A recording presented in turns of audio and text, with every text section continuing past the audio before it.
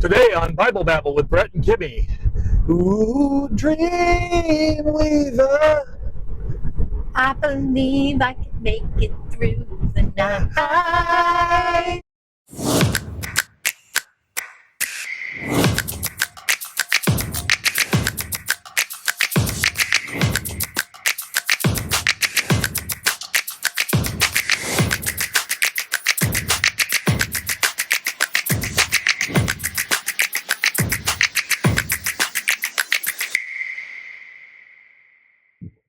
Hi, welcome. Today we are going to talk about Joseph's dream. We're picking up where we left off with Jacob's family, and this is where Genesis leads into the story of Joseph.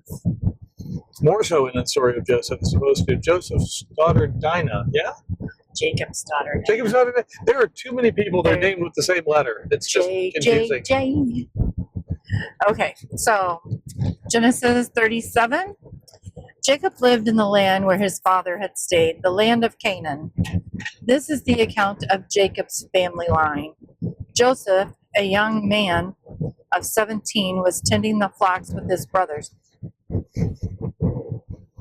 the sons of Bilhah and the sons of Zilpah, his father's wives, and he brought their father a bad report about them.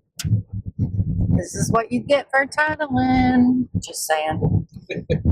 Now Israel loved Joseph more than any of the other sons, because he had been born to him in his old age, and he had made an ornate robe for him. Joseph's technicolor, colored of many colors.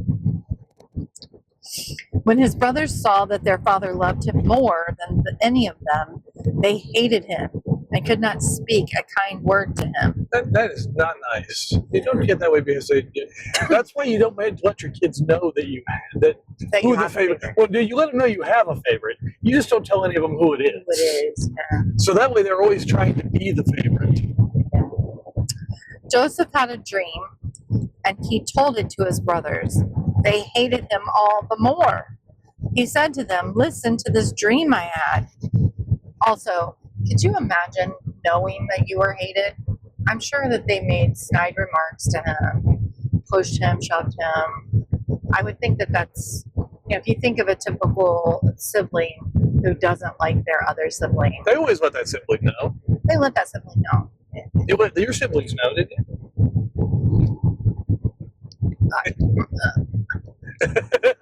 Are you trying to go? You're not going to catch me that way. I loved my sister. I loved my brother too. That doesn't change that other portion of it. She was annoying sometimes. It was more the foster kids at our house that I had disdain for. But that doesn't make it right. That doesn't make it right. That is something that you should have repented for if you haven't already. You should definitely do that. Yeah. Listen to this dream I had. We were binding sheaves of grain out in the field when suddenly my sheaf rose and stood upright, while your sheaves gathered around mine and bowed down to it. His brothers said to him, "Do you intend to reign over us? Will you actually rule us?" And they hated him all the more because of his dream and what he had said. Then he had another dream. He told it to his brothers. "Listen," he said. You would think from them, chastising in the first dream, that he would not tell them about any other dreams. Yeah. After the first time, they're giving you crap because you haven't told them about the dream. I have to wonder about his sense of self-preservation. Yeah. His mental stability. It's like, are you a little dim there, Joseph? Because you shouldn't be telling your brothers, "Hey, what's this thing where, look, it's just like Dad said, I'm going to be in charge of all of you." Right. "Listen," he said, "I had another dream, and this time the sun and moon and 11 stars were bowing down to me." When he told his father, as well as his brothers, his father rebuked him and said, "What is this dream you had? Will your mother and I and your brothers actually come and bow down to the ground before you?" His brothers were jealous of him, but his father kept the matter in mind. Now his brothers had gone to graze their father's flocks near Shechem. And Israel said to Joseph, "As you know, your brothers are grazing the flocks near Shechem. Come, I'm going to send you to them." "Very well," he replied. So he said to him, "Go and see if all is well with your brothers and with the flocks, and bring word back to me." Then he sent him off from the valley of Hebron. When Joseph arrived in Shechem, a man found him wandering around the fields and asked him, "What are you looking for?" He replied, "I'm looking for my brothers. Can you tell me where they are grazing their flocks?" "They have moved on from here," the man answered. "I heard them say, 'Let's go to Dothan.'" So Joseph went after his brothers and found them near Dothan. But they saw him in the distance, and before he reached them, they plotted to kill him. Seems a bit extreme. It does. It really does. Well, considering this is the same Bible where, of the first people of God, that once he created the garden, the third person killed the fourth person. Okay, but let me remind you, I have to wonder about the intelligence level of these boys. Also, these men were children of God. They were believers of God. They followed God's word, and yet they still had hate and deceit in their heart. And you would have thought that they would have learned their lesson from the happenings with their sister, and here they are at it again. "Here comes the dreamer," they said to each other. "Come now, let's kill him and throw him into one of these cisterns and say that a ferocious animal devoured him. Then we'll see what comes of his dreams." When Reuben heard of this, he tried to rescue him from the other hands. "Let's not take his life," he said. "Don't shed any blood. Throw him into the cistern here in the wilderness, but do not lay a hand on him." Reuben said this to rescue him and take him back to his father. So when Joseph came to his brothers, they stripped him of his robe, the ornate robe he was wearing. Also, again, I have to question the intelligence of this young man. Your brothers have dutifully hated you and said things to you about it. I think dutifully that might not be the right. Maybe word not dutifully, but they've really said some mean and nasty things to you. Right. And when you got the coat, they really hated on you. So are you wearing the coat to rub it in their face? Well, it's not like you had a lot of clothes. Nobody had lots of clothes back then. And it just, right, I've got this fancy coat. I'm going to wear my fancy coat. Why wouldn't I wear my fancy coat? My father gave me my fancy coat. And they took him and threw him in the cistern. The cistern was empty. There was no water in it. Oh, that had to suck. Yeah. As they sat down to eat their meal, they looked up and saw a caravan of Ishmaelites coming from Gilead. Their camels were loaded with spices, balm, and myrrh, and they were on their way to take them down to Egypt. Judah said to his brothers, "What will we gain if we kill our brother and cover up his blood? Come, let's sell him to the Ishmaelites and not lay our hands on him. After all, he is our brother, our own flesh and blood." His brothers agreed. "Okay, we're going to kill him, but he's our brother, so let's not kill him. Well, let's sell it. But let's sell him." Now, okay, I never actually did it, but I know all of us have had that one. What if I sold him to some passing gypsies or something? Never thought about selling your sister? No. Oh, No, because I prayed for her for a very long time. I wanted a sibling. So you got exactly what you asked for. Right. But I didn't ask for the other two that my parents adopted. So, yeah. Just why the one is the one you talk to, right? The others aren't in the picture anymore. Well, one is dead. Yeah. The other, we don't know what's happened to her. Yeah. So, yeah. When Reuben returned to the cistern and saw... Oh, wait. So when the Midianite merchants came by, Midianite? Yeah, Midianite merchants came by. I didn't think they were Shut up! You're driving. Well, I did. They were were they driving doing a bond raising? Mennonite. The Mennonite men? No, they were not Mennonites. Just a beard, a mustache. Get the Jedediah? But because they're Mennonites, they can drive minivans. Oh, Lord Almighty. His brothers pulled Joseph up out of the cistern and sold him for 40 shekels of silver to the Ishmaelites, who took him to Egypt. When Reuben returned to the cistern and saw that Joseph was not there, he tore his clothes. He went back to his brothers and said, "The boy isn't there. Where can I turn now?" Then they got Joseph's robe, slaughtered a goat, and dipped the robe in the blood. They took the ornate robe back to their father and said, "We found this. Examine it to see whether it's your son's robe."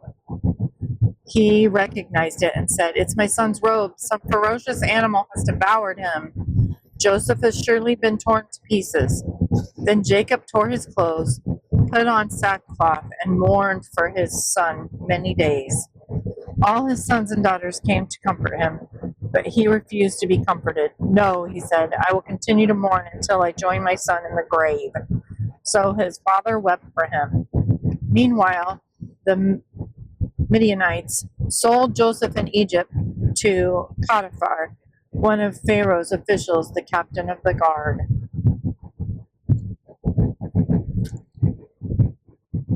I can't imagine. Although there is a lesson there to be learned for Joseph. About pride. Yeah. Look at how awesome I am. Listen to my dreams. God gifted him with the ability to prophesy and to have dreams and to be a seer. And it didn't help that his father, and again, this was a lesson for his dad, when you put one child above another, you're going to cause friction amongst your other children, and you cannot expect them to not have some kind of negative reaction. And were these lessons that they had to learn because they were being built for something else? Or was this, these are blatant reactions, so this is the punishment that you get for reacting the way you reacted? I don't know. Read on. Judah and Tamar. At the time, Judah left his brothers and went down to stay with a man of Adullam named Hira. Judah met the daughter of a Canaanite man named Shua. He-Man and She-Ra. Not Hira. Stop! Oh. He married her and made love to her. She became pregnant and gave birth to a son. Okay, I'm just going to say this. We have raped. We have pillaged. We have. I'm trying to give to the fact that the Bible describes. We have chopped off penis flaps and moved on to murdering the men whose flaps were removed. I'm talking about how the Bible describes sex. It's described, and does it have a meaning? Do the different descriptions mean different kinds of sex? I mean, obviously raped, but lay with her, sleep with her, make love to. What's the difference? They're all the same thing. No, they're not exactly the same thing. Anyways. Well, let's put it this way. You normally make love to your wife. Okay. But he might lie with her servant. He doesn't love her. She became pregnant and gave birth to a son who was named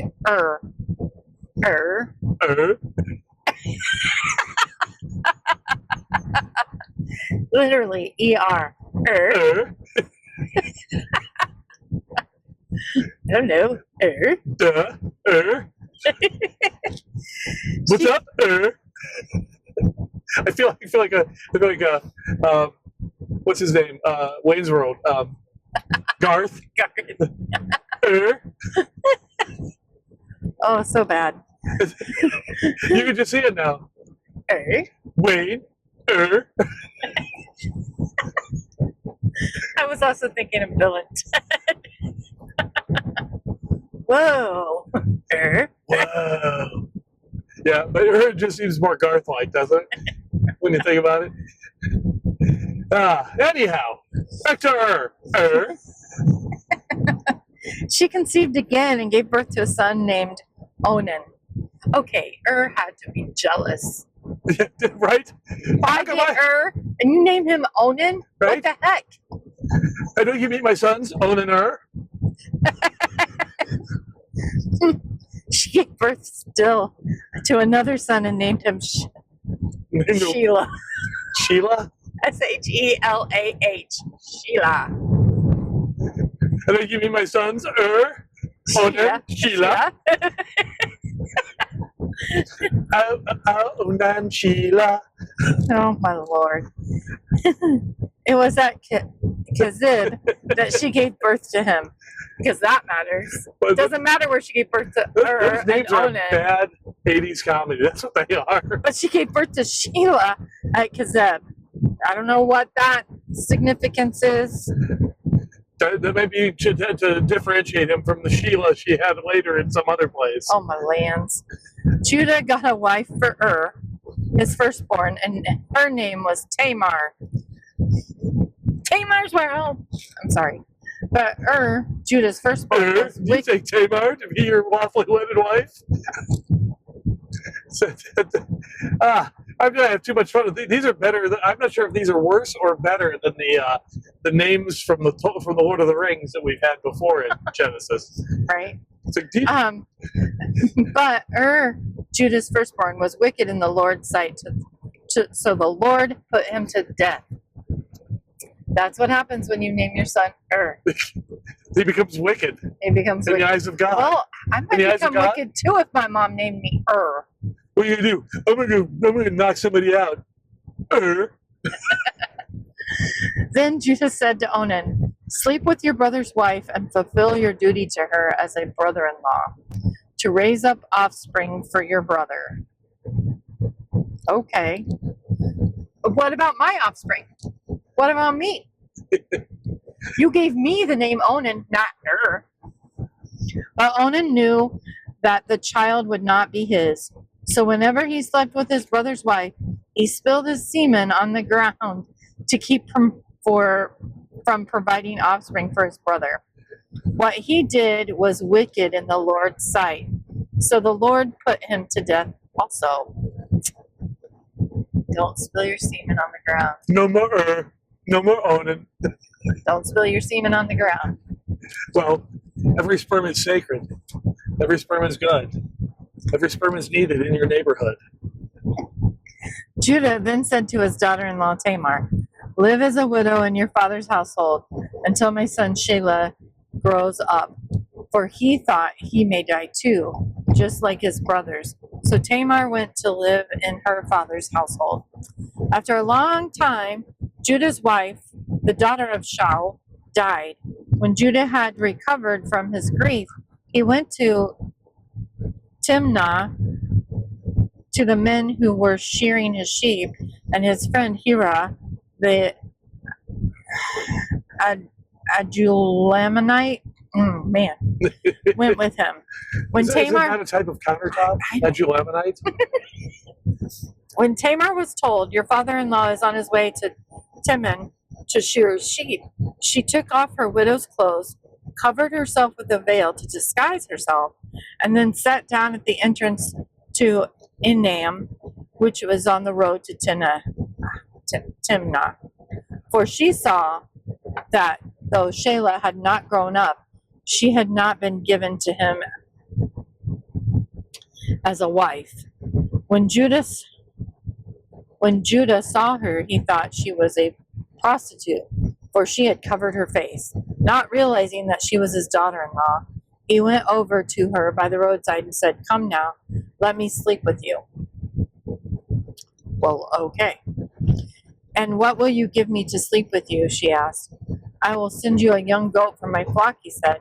"Will you give me something as a pledge until you send it?" she asked. He said, "What pledge should I give you?